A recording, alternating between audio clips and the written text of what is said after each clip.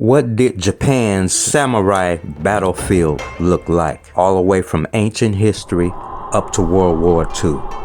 I think that question can be answered as it is accurately depicted in this game. Japan is playing the black side.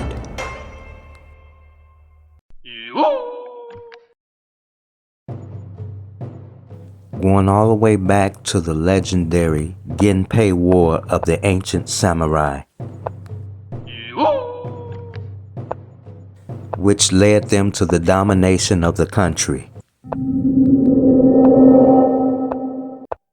Notice black's board domination, 3 pawns in the center, and the strategy was to suffocate the opponent, setting up the knights for a strategic outpost. Not only did white not have time to castle, but knight to f3 is checkmate in the opening. This is known as the art of attack. Welcome, chess friends and fellow chess assassins. This is a Chess Assassin special. International chess is a popular sport in Japan.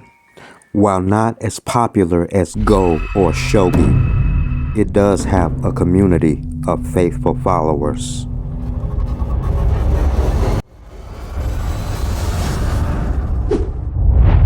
Welcome to Mastering the Art of Chess. The highest rated chess player in Japan is rated 2375.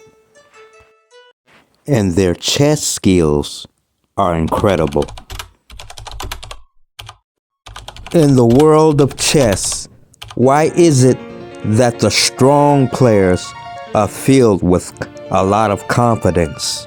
So the question is, what sets the balance between Japan's top-rated players and other international rated players?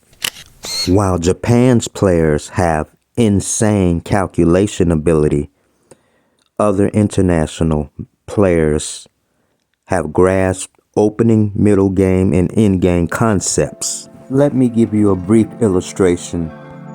I was recently playing online against a player by the name of Kimo. How many are familiar with the name Kimosabi? Now note that this is a title entirely Japanese and should be written by a Japanese calligrapher. I was playing the black side, and being an American player and rated by the United States Chess Federation, also having practiced, studied, and played many games in the United States against various players. I've played in the Chicago Open, and I am familiar with the various styles of chess play. When I open up a game, I'm always looking to develop with an attack. Even when I'm playing positions in which it appears that I have no hope whatsoever. Like in this game, I'm playing the white side, but my dark squares have been compromised. But we'll return to this game later. Right now, you see my knight on g4, queen on h4, and bishop on c5. He played h3, but f2 was attacked 3 times. And now queen check, that only gives me more tempo with bishop d7. And after the queen retreats, now this is a double check. King over to h1 and knight to f2. And then after king g1, then queen to h1 is checkmate. Wow, what can I say? Excellent chess. In this next miniature example, my queen is trapped. Here I'm playing the white side. Notice the pressure he has on my king side. My dark squares are compromised along the g1 to a7 diagonal, but I also have to think fast, advancing the pawn to d6. He could have captured my queen on the first turn, but instead played knight to d7. But I make a prophylactic move first. I move the king over to h1 in order to avoid any potential checks.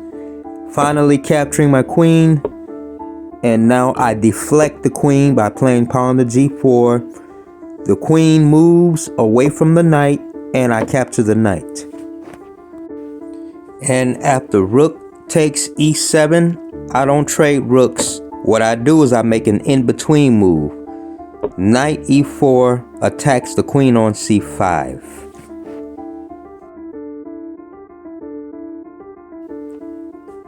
And once the queen moves, my plan is to check the king on the back rank.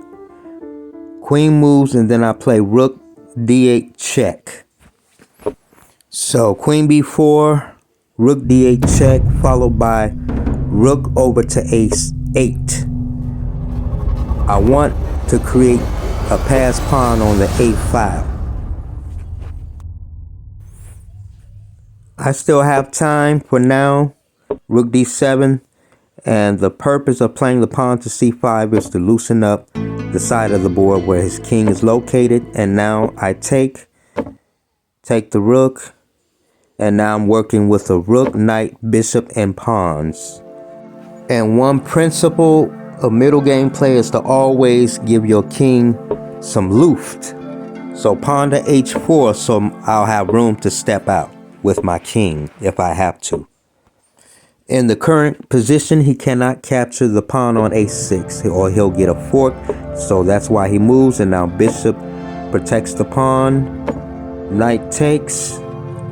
And what is the move here?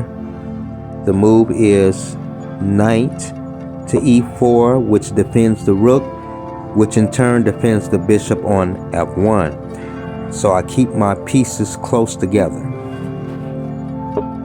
So the pawn on a6 is a thorn in his side. He has to continuously keep an eye on that pawn. And now I have two pass pawns. Now this position calls for tactics. He attacks my rook, I play knight c3. If he takes the knight, I will play pawn to a7, and the pawn will promote to queen, which will in turn guard the rook. And now queen to g8. There are no worries there. I have a bishop and the rook to defend the king. I advance the pawn to a7. And now pawn to h3. Still no worries. And finally, I promote pawn, king h1. Queen takes f3 check. Bishop g2. Pawn takes g2, followed by rook takes g2.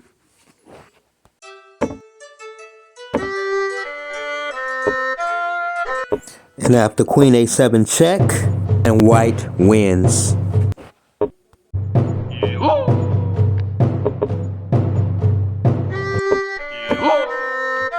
Thank you, that is all I have for now. Stay tuned.